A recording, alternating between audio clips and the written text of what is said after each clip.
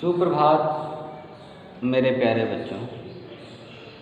आज आप सभी लोग हिंदी व्याकरण में सर्वनाम के विषय में आप सभी लोग अध्ययन करेंगे। तो सर्वनाम जो शब्द है वह दो शब्दों से मिलकर बना हुआ है। पहला सर्व है, दूसरा नाम है। तो सर्वनाम, सर्व और नाम अर्थात सबका नाम ही सर्वनाम है। जैसा कि मैंने आप लोगों को संज्ञा पढ़ाया था, तो संज्ञा मैंने बताया था कि संज्ञा का अर्थ जो होता है नाम। जब संज्ञा का अर्थ होता है नाम, तो सर्वनाम, सबका नाम ही सर्वनाम है। सर्वनाम की परिभाषा, तो संज्ञा के स्थान पर प्रयोग किए जाने वाले जो शब्द होते हैं उसे सर्वनाम कहते हैं। जैसे वह घर जा रहा है।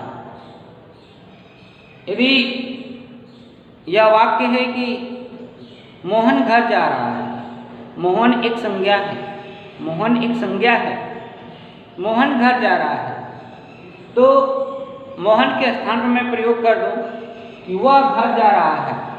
वह शब्द का जो प्रयोग हुआ है संज्ञा के स्थान पर प्रयोग हुआ है, इसलिए संज्ञा के स्थान पर प्रयोग होने वाले जो शब्द होते हैं आपके सर्वनाम कहलाते हैं। इसलिए वह जो शब्द है वह आपका सर्वनाम है। क्यों? क्योंकि संज्ञा के स्थान पर प्रयोग हुआ है, इस कारण से वह जो शब्द है आपका सर्वनाम है। अब आइए सर्वनाम के भेद।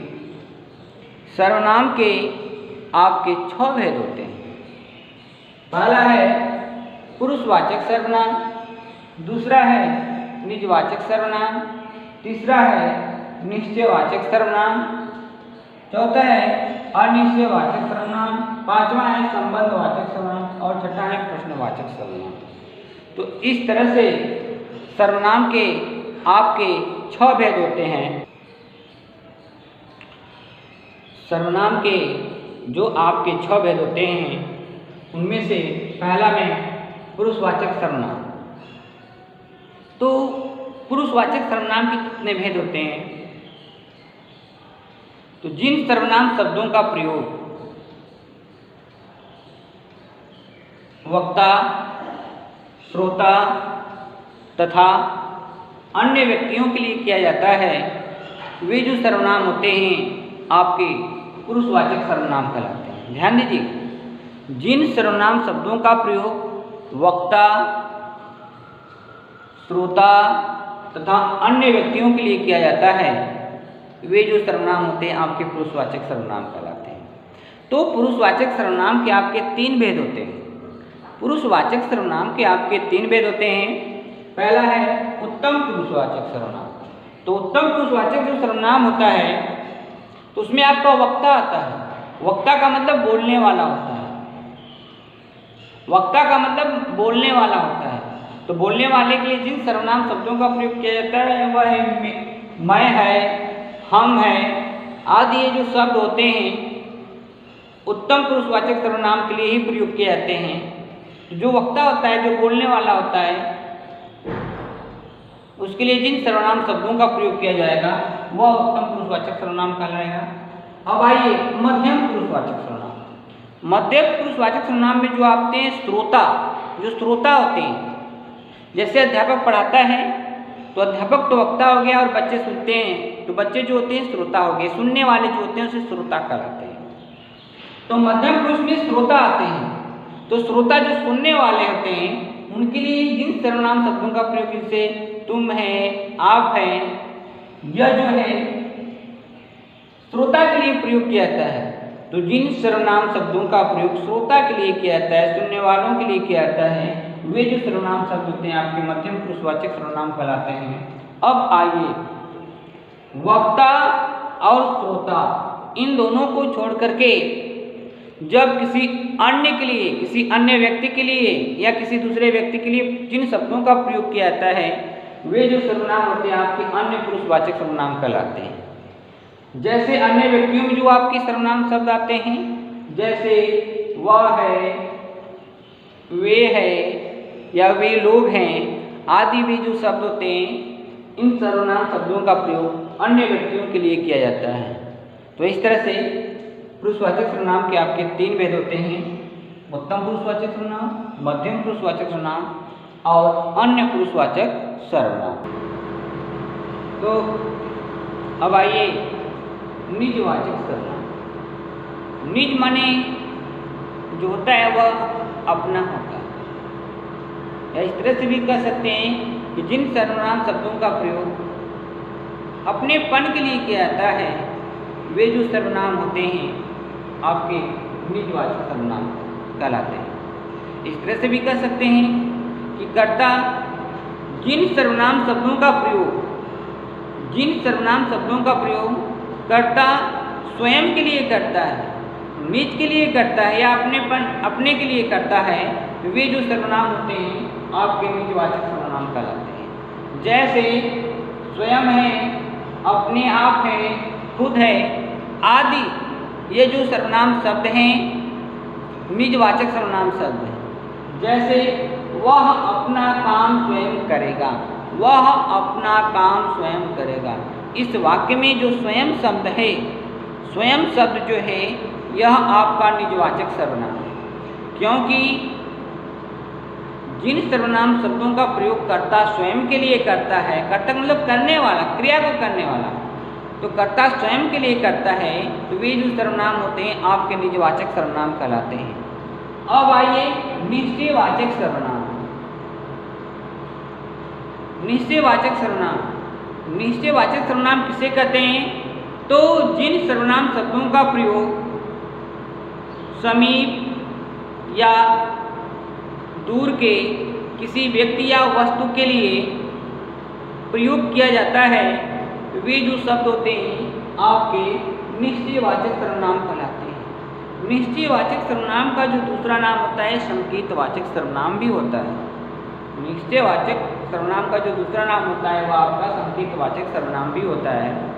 इसलिए जिन सर्वनाम शब्दों का प्रयोग समीप के लिए, पास के लिए या दूर किसी व्यक्ति या वस्तु के लिए किया जाता है, तो वे जो सर्वनाम होते हैं आपके निश्चयवाचक सर्वनाम कहलाते हैं।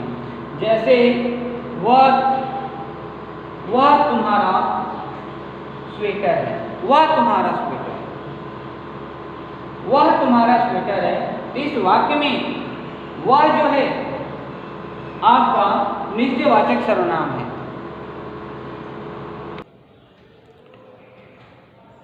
अगला है आपका अनिश्चयवाचक सर्वनाम। अ का अर्थ तय नहीं, ऐसी सर्वनाम शब्द जिन सर्वनाम शब्दों से किसी व्यक्ति या वस्तु के निश्चय होने का ज्ञान न होता है तो उसे अनिश्चयवाचक सर्वनाम कहते हैं। ऐसे सर्वनाम शब्द से जिससे किसी व्यक्ति या वस्तु के निश्चय होने का ज्ञान न होता है तो उसे अनिश्चयवाचक सर्वनाम कहते हैं, क्योंकि अ का अर्थ तय नहीं, अ का अर्थ तय नहीं। जैसे कोई, कुछ, किसी आदि, ये जो सर्वनाम शब्द हैं आपके अनिश्चयवाचक सर्वनाम है। जैसे उदाहरण स्वरूप कोई आ रहा है, कोई आ रहा है। इस वाक्य में कोई एक ऐसा शब्द है जिस शब्द से निश्चय होने का बोध नहीं हो पा रहा है। अगला है संबंधवाचक सर्वनाम। संबंधवाचक सर्वनाम किसे कहते हैं? तो वे सर्वनाम शब्द जो वाक्य में ही दूसरे सर्वनाम शब्दों से संबंध स्थापित करते हैं, तो वे जो शब्द होते हैं आपके संबंधवाचक सर्वनाम कहलाते हैं। जैसे जो है, जो वह, जो सो आदि जो शब्द होते हैं आपके संबंधवाचक सर्वनाम है। जैसे जो जैसा करेगा वैसा ही पाएगा, जो जैसा करेगा वैसा ही पाएगा। इसमें जो जैसा करेगा वैसा ही पाएगा। इस वाक्य में जो और वैसा का जो संबंध यहाँ पे स्थापित हो रहा है। आइए प्रश्नवाचक सर्वनाम, जो आपका सर्वनाम का अंतिम भेद है आपका, तो जिन सर्वनाम शब्दों का प्रयोग यदि प्रश्न के लिए किया जाता है या प्रश्न पूछने के लिए किया जाता है, तो वे जो सर्वनाम शब्द होते हैं आपके प्रश्नवाचक सर्वनाम कहलाते हैं। उदाहरण स्वरूप जैसे क्या तुमने अपना काम कर लिया, जो प्रश्नवाचक सर्वनाम होते हैं उनके वाक्य में प्रश्नवाचक चिन्ह का प्रयोग किया ही जाता है। तो क्या तुमने अपना काम कर लिया, इस वाक्य में क्या के माध्यम से प्रश्न किया गया है, क्या तुमने अपना काम कर लिया। तो इस तरह से जो आपका सर्वनाम है आज वह समाप्त हुआ। तो इस तरह से आप सभी लोग ध्यानपूर्वक अपना अध्ययन करेंगे। इस शब्दों के साथ आज का दिन आप सभी लोगों का मंगल।